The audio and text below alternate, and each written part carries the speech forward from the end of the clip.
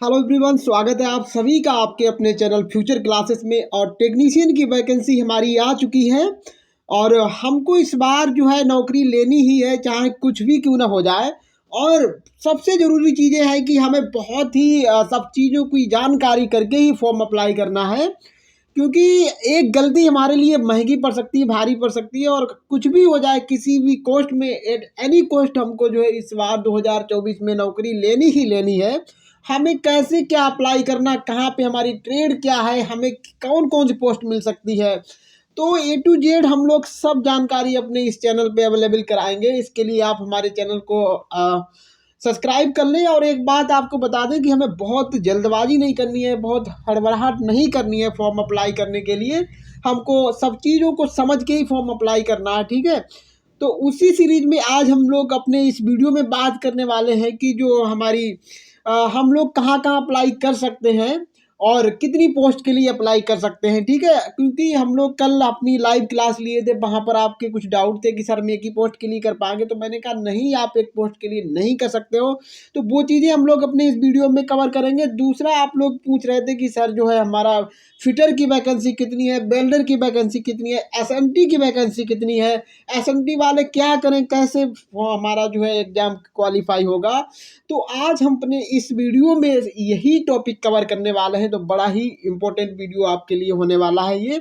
बिल्कुल भी कहीं पर इस वीडियो को स्किप नहीं करना है, क्योंकि हर इस वीडियो की हर बात आपके लिए बहुत ज़्यादा इम्पोर्टेंट होगी, आप बहुत मददगार होगी। तो पूरा लास्ट तक वीडियो देखें। हमारा वीडियो, हम अभी देखिए हमारा टाइम है ड्यूटी का, तो हम बहुत जल्दी से बनाएंगे। और बाकी वीडियो हम आपके लिए, अगर हम पूरी इन्फॉर्मेशन नहीं इसमें दे पाते हैं, तो बिल्कुल हम लोग जो है आपके लिए सारी इन्फॉर्मेशन लेकर के आएंगे, ठीक है, बाद में। चलिए हम लोग स्टार्ट करते हैं। सबसे पहले हम लोग जो है देख ही चुके हैं कि हमारा जो है एग्ज़ाम कब से कब तक आपका जो है चलेगा। तो वो हमारा जो है, एक मिनट, यहाँ पे आप देख पा रहे होंगे 9 तारीख से, यानी आज से हमारा जो फॉर्म फिलअप होना स्टार्ट हो गया है। 8 अप्रैल तक चलेगा, लगभग एक महीना है। और 9 अप्रैल से 18 अप्रैल तक हमारा करेक्शन का डेट रहेगा, जिसमें करेक्शन की फ़ी भी लगेगी। और टोटल वैकेंसी हमारी टेक्नीशियन 1 की जो है वो 1092, लगभग 1100 मान सकते हो। और टेक्नीशियन 3 की जो वैकेंसी हमारी है वो 8052 है।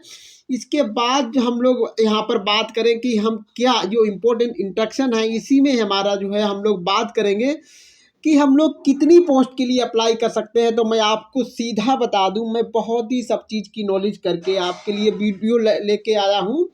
और इसीलिए आपके कॉल्स भी आ रहे थे, मैं उन कॉल को अटेंड नहीं कर रहा था कि मुझे आपके लिए बहुत ही इन्फॉर्मेशन, मतलब जो बहुत ही इंपॉर्टेंट इन्फॉर्मेशन थी वो जुटानी थी।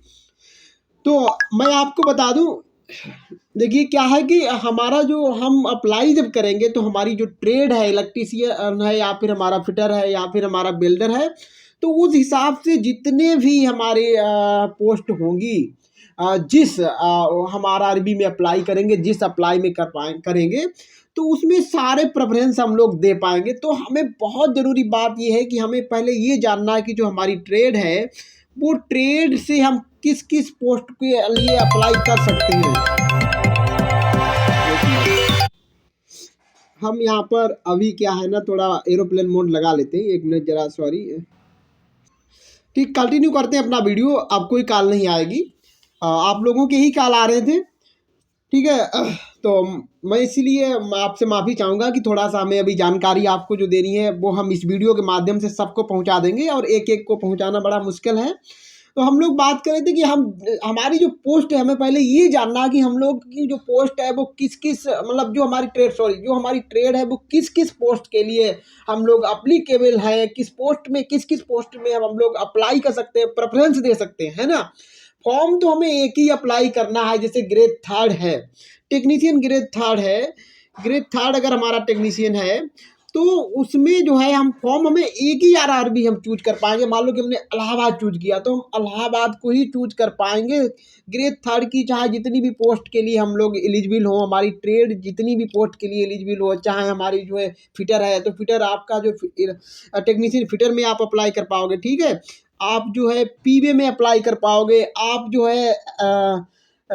है कहाँ पे कर पाओगे, पीवे और आपका ब्रिज में आप अप्लाई कर पाओगे, और आप जो है ट्रैक मेंटेनर वाली पोस्ट में भी अप्लाई कर पाओगे, आप ईएमयू में भी अप्लाई कर पाओगे। तो ये जानकारी आपको नहीं पता है, मैं ये सब आपको अभी इसलिए बता दे रहा हूँ कि आप बिल्कुल भी गलती ना करें आरआरबी को सेलेक्ट करते समय, क्योंकि हमने एक बार आरआरबी को सेलेक्ट कर लिया, मतलब हमने जो जोन है वो सेलेक्ट कर लिया, तो दोबारा हमें ऑप्शन नहीं मिलेगा उस आरआरबी को जो है बदलने का, चेंज करने का। तो हमें आरआरबी को बड़े ही अच्छे से सेलेक्ट करना है कि हमारी जो पोस्ट है, सॉरी हमारी जो ट्रेड है वो कहाँ कहाँ पर हम लोग अप्लीकेबल हैं, और उसकी वैकेंसी उस जोन में मतलब ज़्यादा से ज़्यादा हमको मिल जाए, है ना, प्रेफरेंस देने के लिए।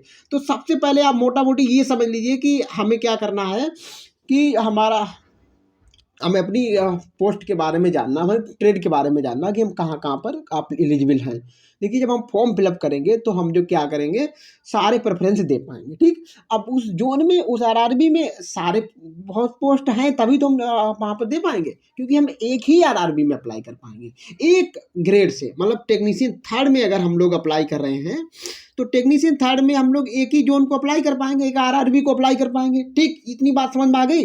अब इस आरआरबी जो हमने मान लो कि इलाहाबाद में अप्लाई किया, प्रयागराज जिसे हम कहते हैं, इलाहाबाद में हमने अप्लाई किया। अब इलाहाबाद में जितनी भी पोस्ट हैं उसके लिए आप एलिजिबल हो तो हम जो है प्रेफरेंस दे पाएंगे। क्या दे पाएंगे? प्रेफरेंस। ठीक, एक आरआरबी में ही दे पाएंगे। ठीक, समझ गए? टेक्नीशियन थर्ड की जितनी भी पोस्ट होंगे उसके लिए हम प्रेफरेंस दे पाएंगे। एक फॉर्म हो गया टेक्नीशियन थर्ड के लिए। अब क्या है, हमारा जो टेक्नीशियन वन आया हुआ है इसके लिए आप अलग अलग से फॉर्म भर सकते हो।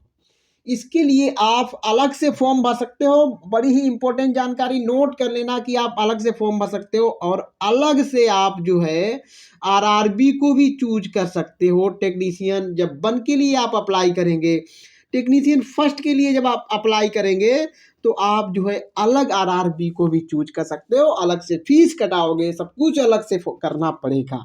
सेपरेट फॉर्म आपको फिलअप करना पड़ेगा टेक्नीशियन वन के लिए। अगर आपके पास डिप्लोमा है, बीएससी फिजिक्स से है, डिग्री आपकी है, ठीक है, तो आप जो है बिल्कुल टेक्नीशियन फर्स्ट के लिए अप्लाई कर पाओगे, और जो है आपको अलग से आरआरबी चूज कर पाओगे। आप सब कुछ अलग से करोगे। ठीक है, अगर टेक्नीशियन फर्स्ट के लिए आपको अप्लाई करना है। बात समझ में आ गई? और टेक्नीशियन थर्ड के लिए जो है हम लोग एक ही आरआरबी को चूज करेंगे, और उसमें जहाँ जहाँ पर हमारी जो ट्रेड है वो काम में आ रही है, जहाँ जहाँ पर हमारी ट्रेड एप्लीकेबल है, तो वहाँ पर हम हर जो है प्रेफरेंस को दे पाएंगे। इतनी बात समझ में आ गई क्या?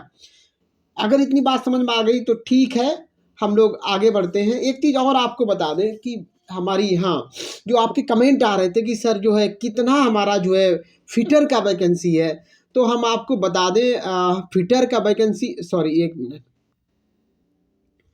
हाँ, फिटर का जो वैकेंसी है इस बार वो थोड़ा सा कम है। कितना है? थोड़ा सा कम। सर बताएंगे कितना है? तो हाँ, बिल्कुल हम बताएंगे कि सर इस बार जो हमारा फिटर का टोटल वैकेंसी है वो 468, ऑल आरआरबी को इंक्लूड करते हुए, सारे आरआरबी की वैकेंसी को इंक्लूड करते हुए 468 फिटर की वैकेंसी है। आपके सवाल का जवाब मिल गया होगा जिसके लिए आप परेशान थे। ठीक है, लेकिन उदास होने की बात नहीं है कि जो हमारे फिटर वाले हैं वो और भी पोस्ट के लिए एलिजिबल हो जाएंगे, जैसे कि हमारा जो हमने बताया था अभी, ब्रिज, ईएमयू हमारा रहता है वहाँ पर हम लोग, और हम लोग एक हमारा रहेगा पीवे परमानेंट में वहाँ पर, और दूसरा जो है मैं एक बार चेक कर लेता हूँ। ठीक है, ट्रैक मेंटेनर में, अब फिर से आप समझ लीजिए कि फिटर वाले ट्रैक मेंटेनर में अप्लाई कर लेंगे, बेल्डर वाले भी कर लेंगे। तो ध्यान दें, बेल्डर वाले भी हमारा जो ट्रैक मेंटेनर में अप्लाई कर पाएंगे, फिटर वाले भी अप्लाई कर पाएंगे। ठीक है, पीवे में बेल्डर फिटर दोनों अप्लाई कर पाएंगे। जो परमानेंट बे होता है, ब्रिज में फिटर बेल्डर दोनों अप्लाई कर पाएंगे।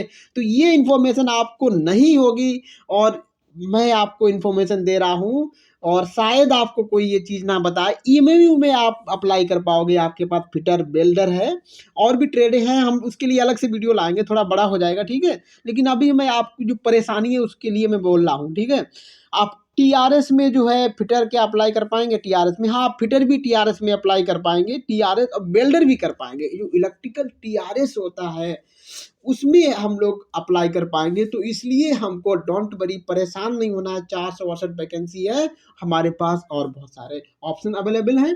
बेल्डर की अगर हम लोग बात कर लें तो बेल्डर की टोटल वैकेंसी हमारी है 423। कितनी है? 423 हमारी बेल्डर की वैकेंसी है।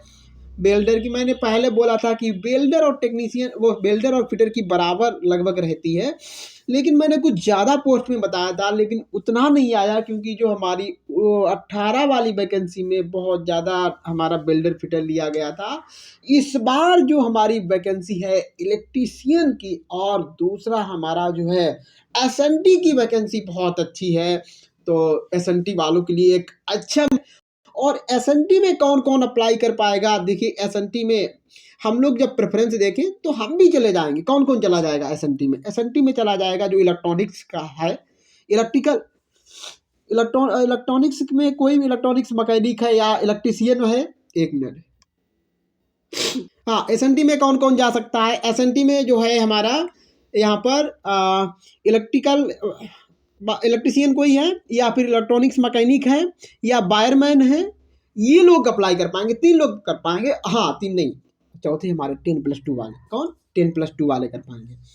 तो एसएनटी का भी आप लोगों को डाउट आ रहा था, तो एसएनटी में 10+2 वाले और हमारे इलेक्ट्रॉनिक्स मैकेनिक वाले और इलेक्ट्रीशियन वायरमैन, मतलब इलेक्ट्रॉनिक्स इलेक्ट्रीशियन वायरमैन 10+2 वाले अप्लाई कर पाएंगे। और हमारे पास 10+2 है मैथ से, मैथ फिजिक्स से होना चाहिए तभी। और जो जिनके पास मान लो फिटर है 10+2 है, तो यार आप प्रेफरेंस दे पाओगे। वो ग्रेड 3 की वैकेंसी है, मतलब पोस्ट है एसएनटी, तो वहाँ पे हम लोग बिल्कुल दे पाएंगे प्रेफरेंस, वहाँ पे हम लोग दे पाएंगे। तो हमको अलग से हम फॉर्म नहीं अप्लाई कर सकते। बस इतना है कि जैसे हम ग्रेड 3 की कोई भी पोस्ट है उसके लिए अलग से फॉर्म नहीं, जो भी हमारे प्रेफरेंस में आ रहा है हम उसको सेलेक्ट कर पाएंगे। बट जो ग्रेड 1 है टेक्नीशियन ग्रेड 1, उसके लिए हम अलग से फॉर्म अप्लाई कर पाएंगे। आई होप आपका डाउट क्लियर हो गया होगा। और एसएनटी की यहाँ पर इस बार टोटल पोस्ट की मैं बात कर रहा हूँ, बता दूं आपको, किसी ने आपको नहीं बताया होगा, तो 1240 हमारा ग्रेड 3 एसएनटी की पोस्ट है। एसएनटी, ठीक है, सिग्नल एंड टेलीकॉम की पोस्ट। ग्रेड 1 की मैं बात नहीं कर रहा हूँ। ग्रेड 1 की तो आपने देखा होगा 1092 है, 1100 अलग से है। और जो एसएनटी हमारा जो है ग्रेड 3 वाला है, इसकी 1240 पोस्ट है। तो एक बढ़िया नंबर में पोस्ट इस बार निकल के आई है। हम इलेक्ट्रीशियन की अगली वीडियो में बात करेंगे कि टोटल पोस्ट कितनी है, और जितनी भी इंफॉर्मेशन है बिल्कुल आपकी, आप आंख बंद करके विश्वास करिए। मैंने जो भी बताया इस वीडियो में, हम उसके लिए हमारी हर बात को आप रिकॉर्ड कर लीजिए। और जहाँ पर मतलब हर बात में कोई इसमें ऐसी बात मैंने नहीं कही जो कि मैंने बिना समझे बिना सोचे समझे बोली हो, बिना पढ़े लिखे, बिना इन्फॉर्मेशन के बोली हो, ठीक है। तो अब हम लोग यहाँ पर जो चीज़ मैंने बोली है वो आप देख भी सकते हैं, सब कुछ लिखा हुआ है। यहाँ पर पढ़ेंगे हम लोग।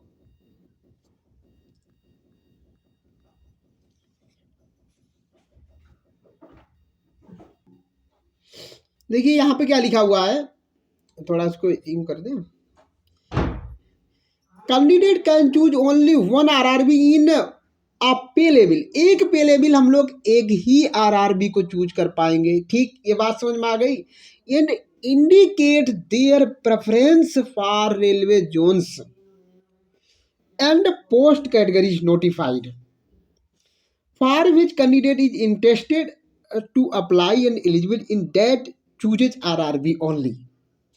देखो जो हमने आरआरबी को चूज किया है वहां पर ही हम लोग क्या करेंगे, हाँ फिर से देख ले। Candidate can chooses only 1 RRB, एक ही आरआरबी को चूज पाएंगे। इन 1 पे लेवल, एक पे लेवल के लिए हम एक आरआरबी को चूज कर पाएंगे। जैसे टेक्नीशियन 3 हमने लिया तो टेक्नीशियन 3 के लिए हम एक ही आरआरबी को चूज करेंगे। फिर लिखा एंड इंडिकेट देयर प्रेफरेंसेस, और वहाँ पे हम लोग प्रेफरेंस को इंडिकेट कर पाएंगे फॉर आरआरबी जोन्स। जितने फिर अब वहाँ पे जोन आते हैं, जिस आरआरबी में हम अप्लाई किए हैं ना, तो उसमें अलग अलग जोन रहते हैं। अब क्या सारी जोन में हम लोग जो है प्रेफरेंस दे पाएंगे, जहाँ जहाँ पर हम जो है अपना इंटरेस्ट रखते हैं, और जहाँ जहाँ पे हम लोग जो है उस RRB में एलिजिबल हैं। तो हर जगह हम लोग एक RRB में एक ही जो क्या करेंगे फॉर्म अप्लाई करेंगे और सारे प्रेफरेंस दे पाएंगे जहाँ जहाँ पर हम लोग एलिजिबल हैं। तो बात आपके बिल्कुल समझ में आ गई है ये। और दूसरी बात जो हमने कही कि आपका पे लेवल अलग है, यहाँ पे लिखा पे लेवल, तो हम लोग सेपरेट फॉर्म अप्लाई करेंगे और वो भी हमारा जो है नीचे लिखा हुआ है, देख लेते हैं उसको भी।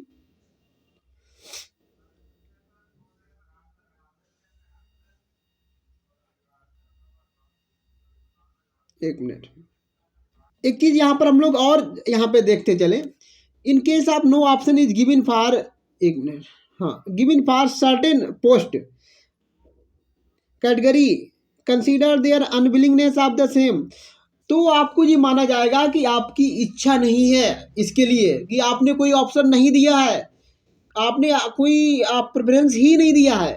तो अगर आपने कोई प्रेफरेंस नहीं दिया है तो आपको कोई भी जो है कोई भी और पोस्ट आपको नहीं दी जाएगी, क्योंकि ऐसा कंसीडर किया जाएगा कि आप जो है इस चीज़ के लिए मतलब सहमत नहीं हो, आपको किसी और पोस्ट की ज़रूरत ही नहीं है। तो आपको ध्यान रखना है, हम जब भी अप्लाई करें तो हमें प्रेफरेंस तो देना ही देना है, ठीक है। बाकी हम लोग बात कर लें, जो हम कह रहे थे कि अगर हमें पे लेवल 1 में अप्लाई करना है तो हमें अलग से फॉर्म अप्लाई करना पड़ेगा, तो वो भी लिखा हुआ है, मैं देख के बता रहा हूँ कहाँ पे लिखा हुआ है। जो लोग कह रहे थे कि सर एक ही फॉर्म अप्लाई कर पाएंगे, तो वो देख लें यहाँ पर क्या लिखा है, candidate who submit more than one application for a pay level against CEN will summarily rejected to be debarred from all future examination of RRB recruitment cells, ठीक है। तो अगर हमने जो है एक ही RRB में एक से ज़्यादा फॉर्म अप्लाई कर दिए है ना, लिखा who submit more than one application for a pay level, एक ही पे लेवल के लिए हमने अगर ज़्यादा किए तो ऐसा होगा, ठीक है। तो ये बात आप समझ गए। और हम लोग जो बात कर रहे थे आगे कि हमें अलग अलग पे लेवल के लिए, तो वो भी चीज़ हम आपको दिखा रहे हैं कहीं